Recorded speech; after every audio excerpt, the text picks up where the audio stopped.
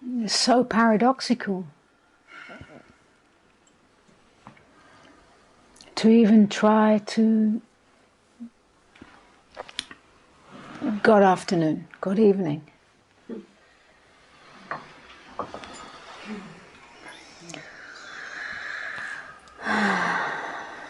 To even try to speak of this,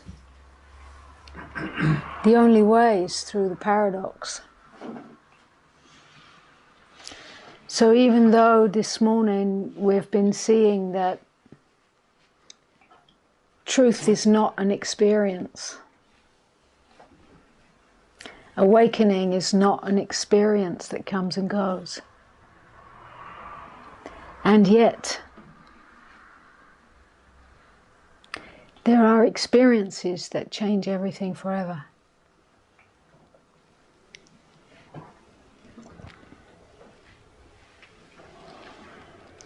We're not going to deny that. The misunderstanding that happens so often is that we take the experience to be it.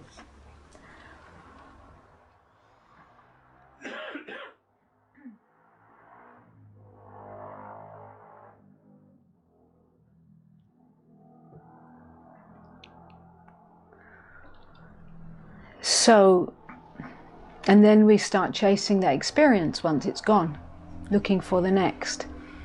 Because when I'm not having that experience, then I haven't got it. I had it, then I lost it. This whole play of, yeah. So to clear that up,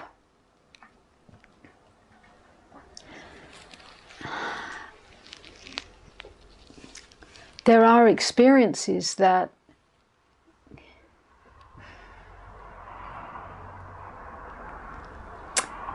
there is a stopping of the mind, and in this stopping there's an opening, and all existence is knowing itself through you. Actually, what has happened in that is that the coming and going has stopped. So there's a stopping, and in that stopping there is a pouring in of the truth. All right, and then that seems to pass because experience gets going again. But that didn't pass.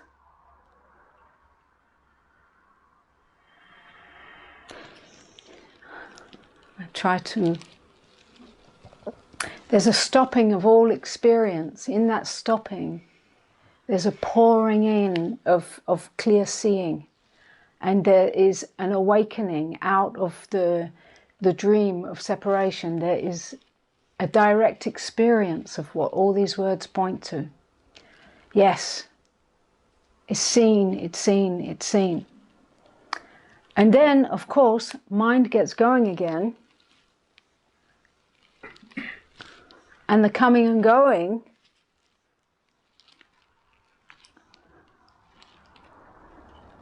comes back in, and then that stopping seems to have passed. But it's in fact the other way around. That is what's here all the time. There was just a stopping of all the coming and going, right?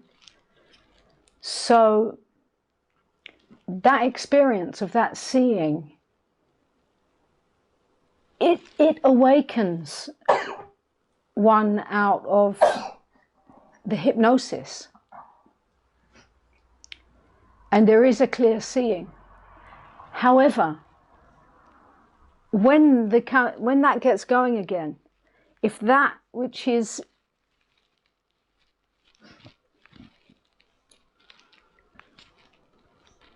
the I, which is in this coming and going, thinks it has that experience, it is identified with as an experience for the I, which comes and goes.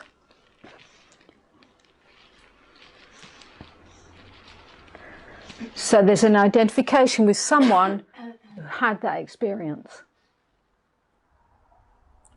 And so now that someone doesn't have it anymore. Because now that someone is having a different experience. Right? So the misidentification has come back in. And then that continues with the seeking, trying to look for that experience again.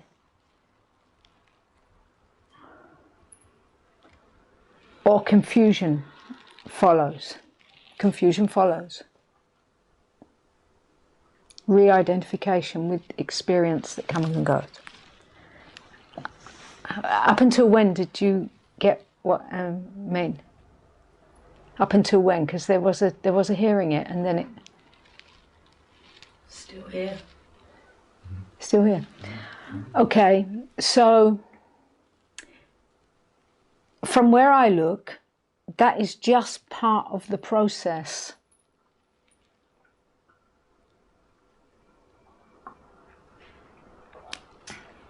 Every little trick of how the identity comes back in, every little trick of how ownership and re-identification and the trickiness of mind, every little corner of every little thing will have to come in to be seen.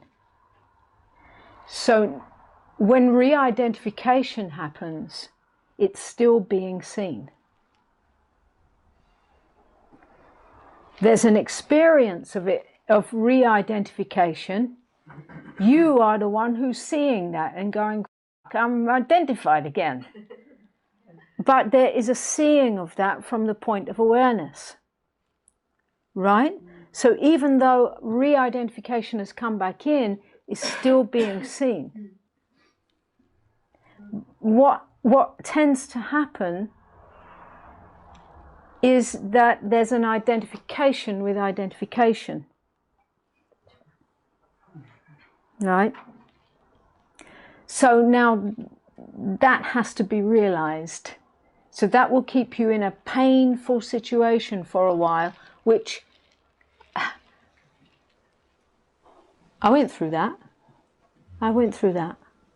You know? And mostly the beings I see go through that. And that only tends to deepen and enrichen. It deepens and enrichens because you're being taken deeper through re-identification.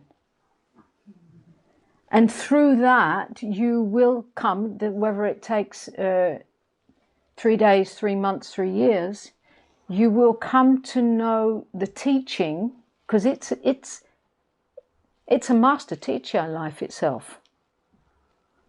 And it's life itself which pours through beings which play as the messenger when they got out of the way, but it's life itself, right? You are receiving a deeper teaching of no identification with identification. Right?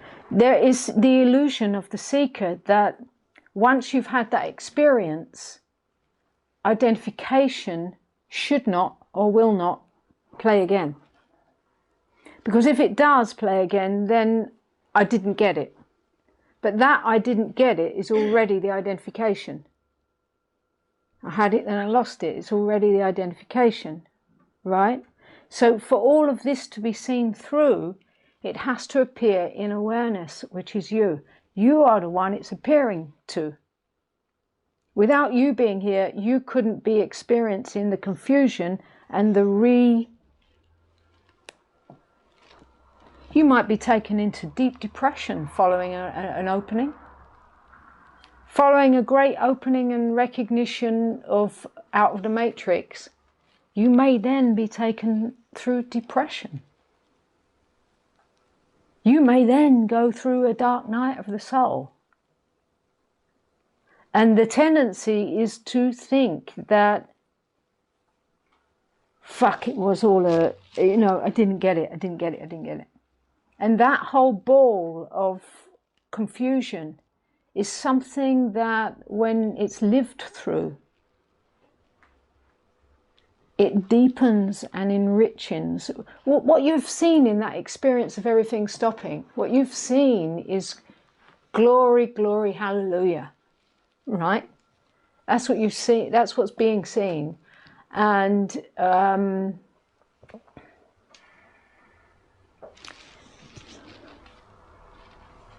I forgot, I lost it all. Cheers. Wait. I have to wait. Just wait. It's none of my business.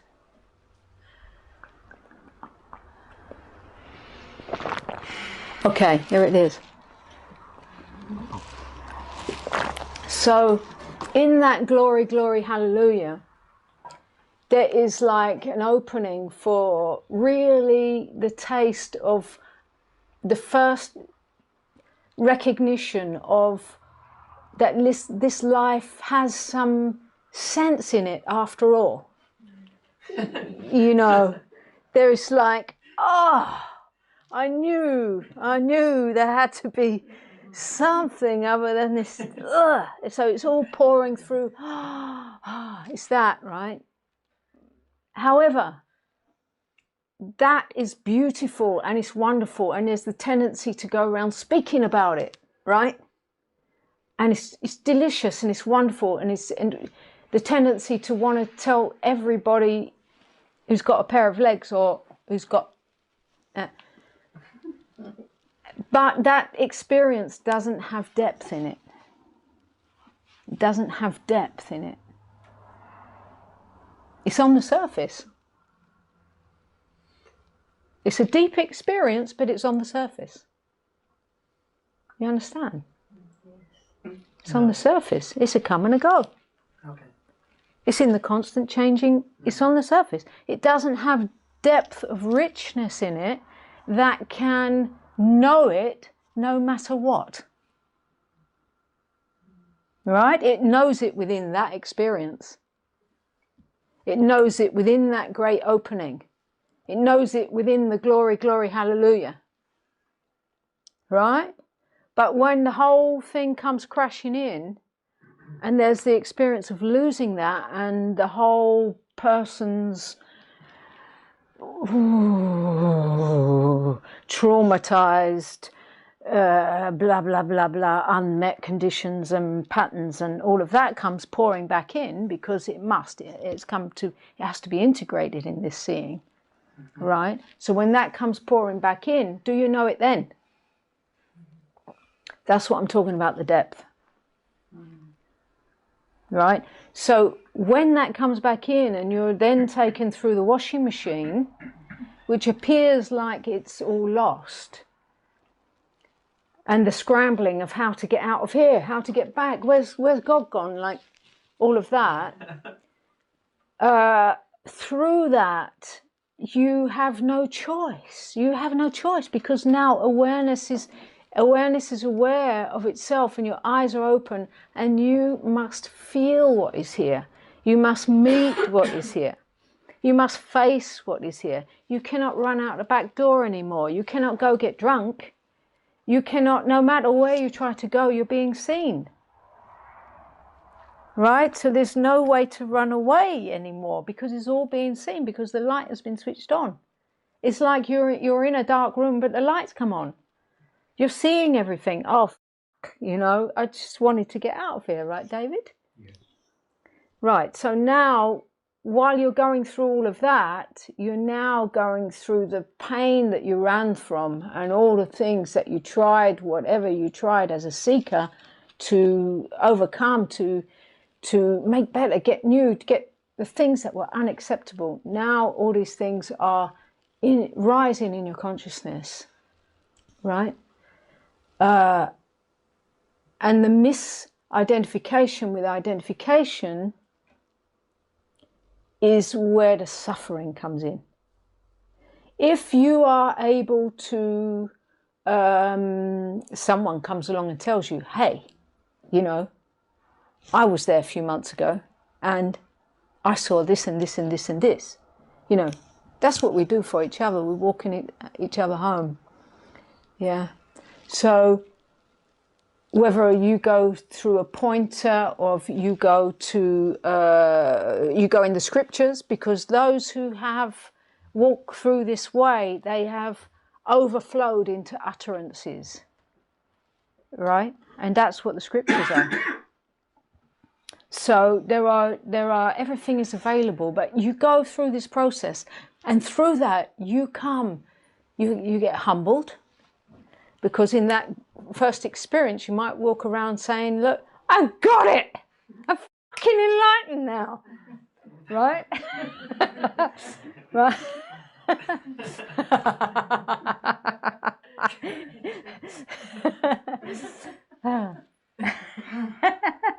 And then you start eating humble pie.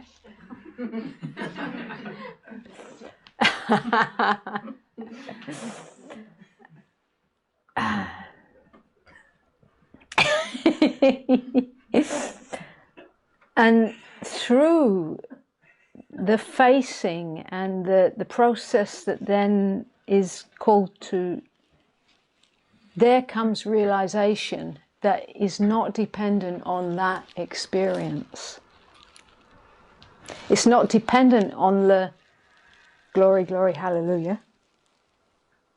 Although within the depth of struggle and suffering, moments of deep, there is surrender. There are moments of deep surrender, of bowing down, knowing that this little human cannot do it, you know. And there are these moments of taking you to the ground and you're being made new.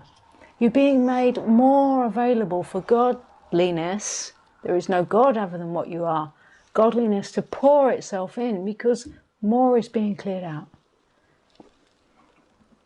Right? And now there comes some depth. It's coming in. You know?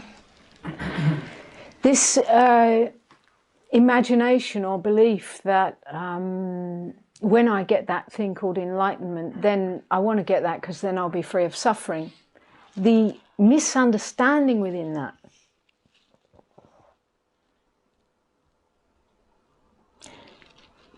I don't suffer because I don't mentally argue with the deliverance, but I experience pain more than I ever did, you know, fully and completely. It has been, for me, it has been a total commitment, yeah, to feel every single bit of pain and not turn away for a very long time, yeah.